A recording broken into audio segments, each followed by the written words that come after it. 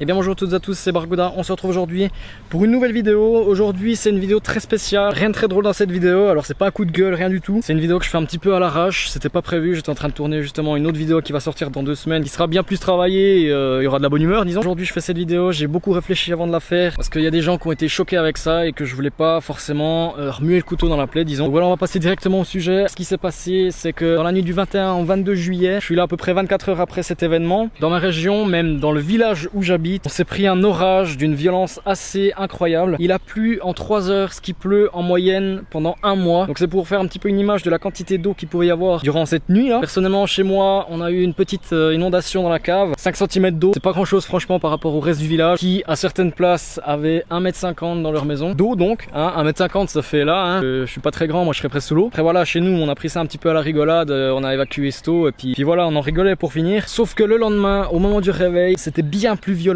que ce qu'on a imaginé. Alors faut savoir que l'orage a commencé à peu près à 22 h et à minuit coupure d'électricité. Du coup on était en train d'aspirer à l'aspirateur à eau. Tout à coup plus rien, plus lumière, plus rien. On a dû terminer à la lampe frontale et avec des linges. Mais vraiment en se réveillant le lendemain, on a constaté les dégâts du village qui étaient énormément plus importants que chez nous. Pour vous dire, il y avait 3 hélicos qui étaient à la recherche des gens disparus ou encore bloqués chez eux. Il y avait la police qui avait des drones pour survoler un peu toutes les maisons. Alors mon village c'est un tout petit village, on est 2500 habitants maximum, hein. Ce que je veux dire par là c'est que genre on a vraiment pas l'habitude de voir des hélicos et autant d'investissements dans notre village au niveau des recherches ou comme ça quoi. Pour vous dire, les médias de toute la Suisse et même des pays externes ont parlé de mon village de 2500 personnes. C'est quand même une première depuis que j'habite ici quoi. Alors, malheureusement on aurait bien voulu parler de notre village d'une autre façon. Quand je vous dis que j'ai beaucoup réfléchi avant de faire cette vidéo, c'est parce que j'ai pas forcément envie d'aller trop près de chez les gens pour filmer, de repasser devant chez eux puis de voir qu'il y a des gens qui filment. J'ai pas envie de remuer le couteau dans la plaie et de les rendre tristes parce que vraiment il y a des gens qui pleuraient, il y a vraiment des gens qui ont été choqués. C'était vraiment un moment très très difficile pour certaines personnes. Donc voilà, ce que je vais faire aujourd'hui, c'est que je vais faire une vidéo où je vais un peu vous présenter les images de la télévision. Je vais vous présenter 2-3 images actuelles maintenant, 24 heures après l'événement, et on va essayer de pas trop s'approcher de chez les gens. Je vais faire des plans de loin parce que là les gens sont en train de déblayer et de constater encore les dégâts. Un point positif dans ça, c'est la solidarité. Alors c'est un petit village, tout le monde se connaît, mais par exemple il y a un restaurant qui a mis à disposition, qu'ils offraient leur repas, qu'ils offraient à manger pour les gens qui avaient plus les moyens de se faire à manger chez eux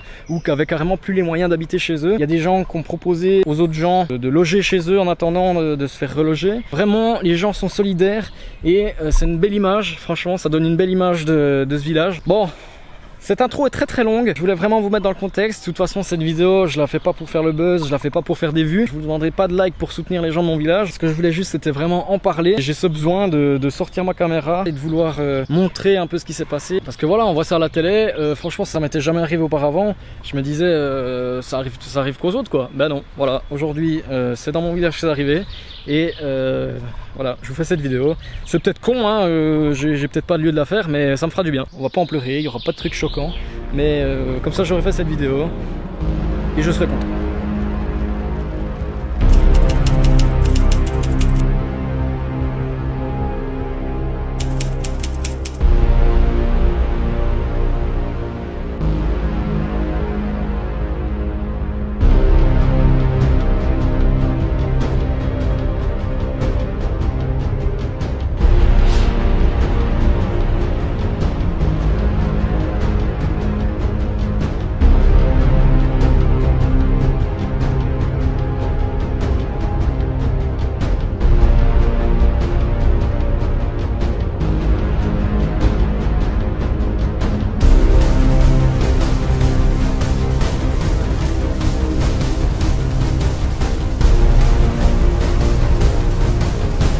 Voilà, on est sur la route principale en fait, là où vraiment toute l'eau s'est déversée. Il y avait à peu près 1 mètre d'eau à certaines places sur cette route. Ça a emporté des dizaines de véhicules. J'ai appris tout à l'heure où étaient un peu stockés tous ces véhicules en attendant d'être évacués. On va les voir, mais tout à l'heure. Donc là les véhicules qu'on voit, ils sont complètement dans l'herbe en fait, ils sont pas du tout là, normalement ils sont là-bas. Et là les véhicules ont complètement été poussés dans l'herbe. On arrive gentiment à l'endroit, je pense, là où ils ont le plus pris. C'est le plus impressionnant à voir. Tout simplement parce qu'il y a une rivière qui passe tout près là-bas derrière les maisons. Et c'est ce qui a tout débordé. C'est un carnage.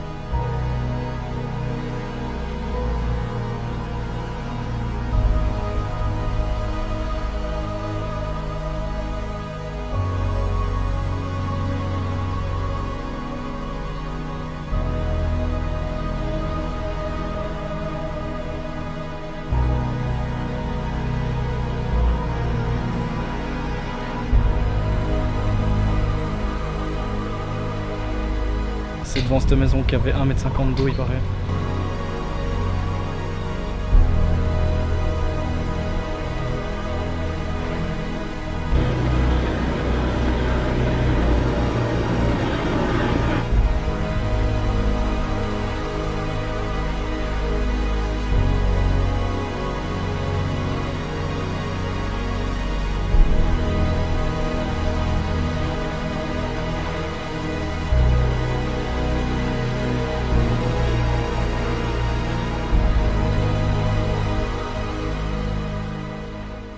On arrive à la fin du village. Il y a même plus loin, vous avez eu des dégâts. C'est même interdit aux piétons pour tellement c'est dangereux. Du coup on va pas aller. Vous pouvez constater quand même la violence des dégâts, la violence de cet orage. J'ai croisé avant une connaissance là qui m'expliquait un peu 2-3 trucs là. Il paraît qu'il y a une centaine de véhicules qui ont été déplacés, qui ont été emportés par l'eau.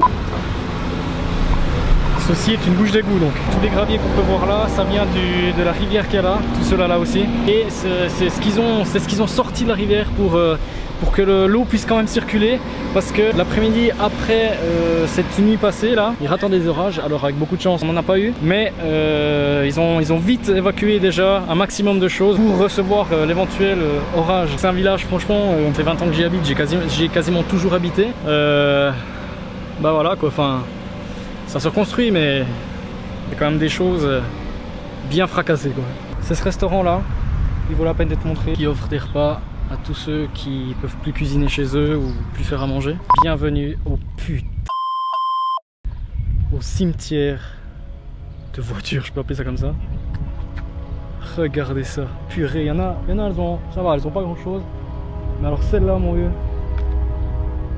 c'est une voiture ça, ben.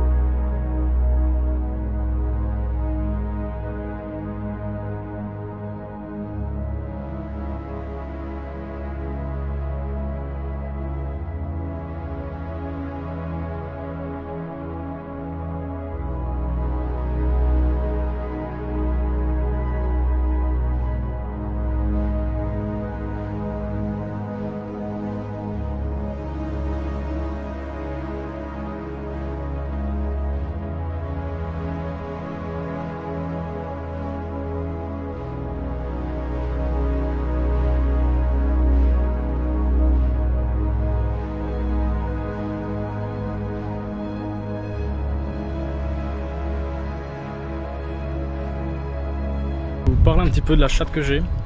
Ici, tous des déchets de ce bâtiment qui a été complètement inondé apparemment. Et ici, le bâtiment dans lequel, au sous-sol, il y a ma voiture. Voilà, j'ai eu beaucoup de chance. Bon voilà, je pense que je vais m'arrêter là. Donc voilà, c'était une vidéo vraiment faite à l'arrache. C'est pas une belle vidéo. Voilà, bah merci à vous d'avoir regardé. Je vais pas dire mettez un like. Mettez-en un si vous voulez, mettez-en pas si vous voulez pas. C'est pas le genre de vidéo que je fais souvent, mais là vu que ça me concerne directement, je me suis dit qu'il fallait que j'en fasse. On se retrouve dans 2 semaines pour une vidéo beaucoup plus sympathique à vivre. Merci à vous, à la prochaine, ciao tout le monde.